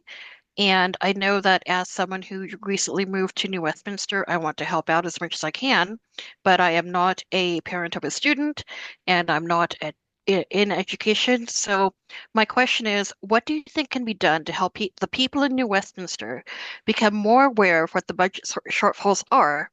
And what can they personally do to help advocate for the district's needs with city officials and their MLAs? And again, anyone up to and including the chair may respond to this question. I cede my time. Okay, thank you so much. Really appreciate that question. We've been working with our partners on some joint advocacy work, and this echoes one of the asks we keep getting, which we are now working on, is for some sort of key messages, talking points, and will be so I would say in line with BC budget coming up next week. You can look to something coming up and being shared on the board's pages of the website. We're also really appreciate advocacy being done by the US Teachers Union, CUPE Local, Principal Vice Principal Association, and district parents, who are also very, very effective and are sharing that those messages around. I know I've got a number of emails this week about funding, which were really, really great to receive. So I hope that answers your question. And the short version being, we'll try to get something up on the board website.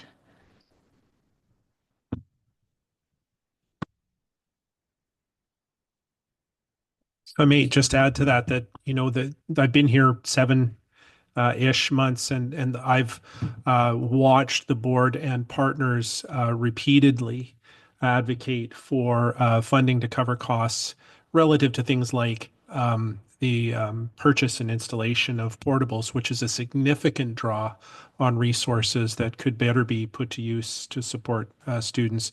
So that kind of advocacy has been happening, and I know DPAC has been very engaged in that kind of advocacy, as have others of our partners.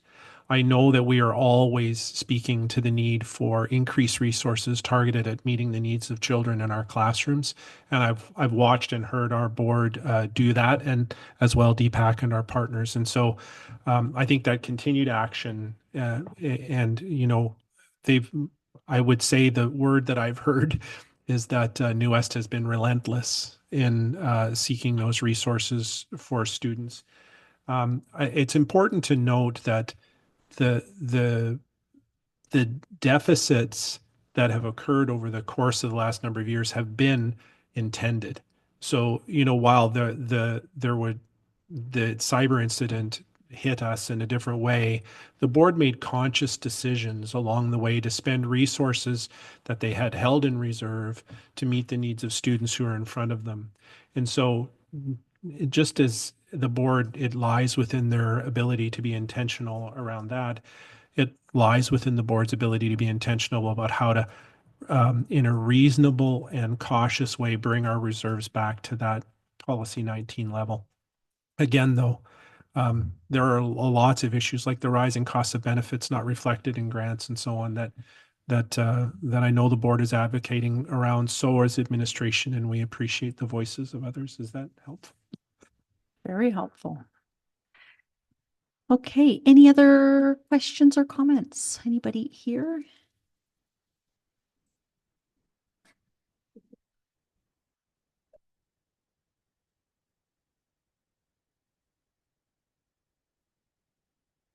And we just need, as usual, the microphone, and if you can introduce yourself for the video. Thank you. Oxley, New West Teachers Union. Just say thank you for the failure to replace report that was shared today. It's helpful to hear that 80% replacement is what we're seeing, but I do have to speak on behalf of my members that 20% has a huge impact. Just before this meeting, we had our general meeting, and one of the issues that was brought up there, is brought up on a regular basis, is that when we pull staff from their regular teaching job to go and cover when there's a failure to fill, a lack of a TTOC, then we cause a whole ripple effect of issues. We have LST teachers who are pulled from their very important job to support some of our most vulnerable students, actually. And so that adds to the stress of the classroom teacher, the inability for the student to access the support that they need. The other, of course, is our prep teachers. When they're pulled from their positions, then our teachers lose their prep. Now, that prep is precious. It is what is often keeping us going. The opportunity to mark, to plan, to just spend some time at the photocopier, things of this nature. So I don't have any brilliant ideas, to be honest, but I did want to highlight that. I hope that maybe there'll be some fruitful discussion next week. Maybe we can put our heads together and see what we can do. I'm going to also keep crossing my fingers and hoping that the province looks at additional funding for teacher programs, something to fill that need. But again, it is definitely one of the biggest issues that is brought up on a consistent basis. The fact that we're really taxing our LST, ELL, and teacher librarians, music teachers. Thank you. Thank you very much. Helpful to hear that directly. to be able to pass it on. We have, I think, a couple more. Did you want to go ahead, Deepak? You're looking ready to roll. Fantastic. Welcome.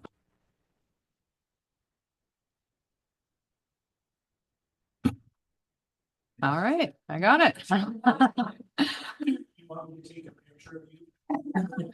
It's good. This is my first like public meeting other than in front of the general membership the other day. That was interesting. It went very well. I was both very amazed and proud. We had about 100 members show up on Saturday, and that's about 20% of our membership. So that is record breaking in all our history. We haven't ever had that at an AGM. So that was amazing. As myself, I was voted in for the presidency, but we also had 2 negotiations and grievance representative positions available. And a big congratulations to both Janet Kennard and Edna O'Neill, Edna's here, for retaining their seats. I want to say a big thank you to Dave Bolin. He has been a fantastic asset to 409. I have had the pleasure to work alongside him for many years, and we've grown and learned together as he became president. So I want to say thank you to him. We at 409 wish him well in all his future endeavors. I'm also looking forward to working with the district and the Kakite First Nations. Some further updates for QP 409. Currently, we're working along with the employer to enhance and update the job evaluation processes. Our bargaining committee has scheduled our first planning meeting for March 3rd to begin our prep and proposals for upcoming round of bargaining. Hopefully that all goes well. QPBC is hosting a convention April 30th to May 3rd. We will soon be choosing our delegates to attend this convention. The resolutions passed at this convention shapes the way we as a union address the provincial government. And that's for all QP members across BC. And this is our report for 409. Thank you for your time. Thank you, Carrie. Well done and congratulations. Sure you don't want a picture? I got it. I got it.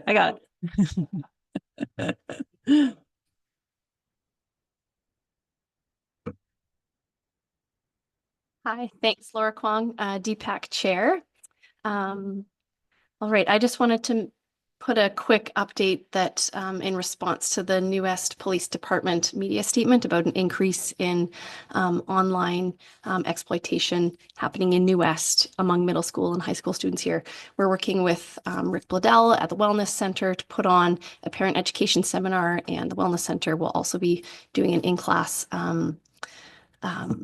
education seminar for students, and we're working to get that put together real quick, hoping to get something done before spring break, but it may be after spring break depending on availability. And we've also connected with Fraser Health, and a public health nurse will be doing a short presentation with a Q&A, sharing their resources that they have on online safety and online harms related to sexual exploitation of young people. So those 2 events are, one with Fraser Health is confirmed. It's this Thursday at 6 p.m. We're in person at Fraser River or online. The Zoom link is on our website. And the one in partnership with the Wellness Center, who I want to say Exploitation Experts is the name of the group, I think, will be a virtual only seminar for parents and caregivers. Anyway, so that's hoping to get those out. And so if anyone could share those with your communities, that would be appreciated. This is an urgent and pressing issue among our schools right now. I have a question about potential budget impacts. So as you were sharing that you're also preparing for next year, and with the uncertainty around funding that will be received, if there are anticipated budget impacts for additional counselor hours that might be required to manage course selection. I know that was something that was talked about with an impact from going to a 5-block model, is just, especially in these first few years, that course selection it's just going to be a higher workload for counselors if there's any budget considerations made in that regard. Superintendent, do you want to take that one? So this year we initiated a new process around building staffing planning for the next school year. And we call it collaborative staffing process. And so today we met with the first two of our schools, all of the central office team with the admin team of those schools, talking about their projected needs, challenges, and so on. We will have that conversation with NWSS, and I expect that the conversation around the level of counseling, the distribution of those services will be part of that conversation. So that isn't yet a budget conversation as much as a what do you need conversation. When we have our grants, then we pull together the what do you need, what do you see as your challenges with what's available to us. So it was a long way to say, yes, that'll be part of our conversation when New West Secondary comes to us. Okay.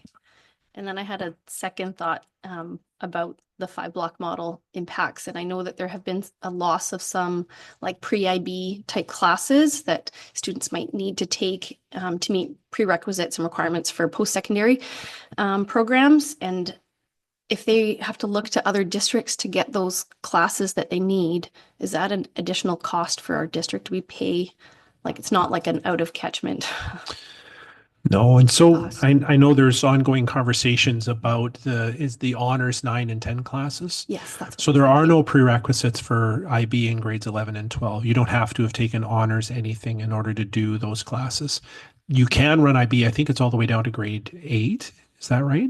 Is that it's possible, but there's no prerequisite in order to get in to the 11 and 12 classes. To be frank, the greatest challenge around retaining the 9 and 10 honors classes was the size of those classes and the challenge of having enough divisions for all of the students. They're relatively small classes.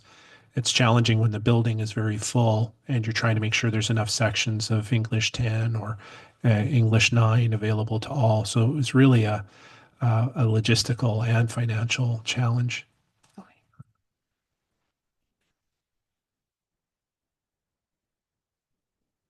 Question was about research in Most.